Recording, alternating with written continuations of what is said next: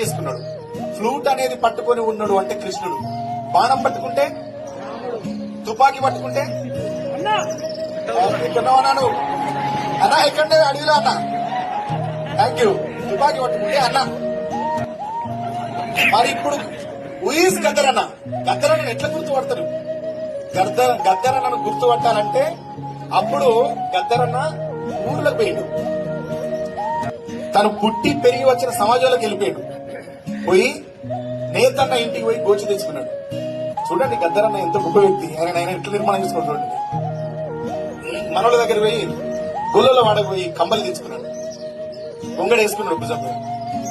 ఒక పెద్ద మనిషి చేతి నుంచి ఊతకర్ర కూడా తీసుకున్నాడు. ఇది గద్దర్ అని చెప్పిండు. అది గద్దరన్న ఐడెంటిటీ.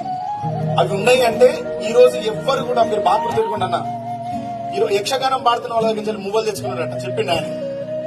ఒక అందమైన తోలు చెప్పులు, మాది వాళ్ళు ఇంటికి పోయి మంచి తోలు చెప్పులు తెచ్చుకున్నాడు గద్దరన్న. ఆ ఇంటర్వ్యూ చాలా ఎక్సలెంట్ ఉంటది. ఈనాడు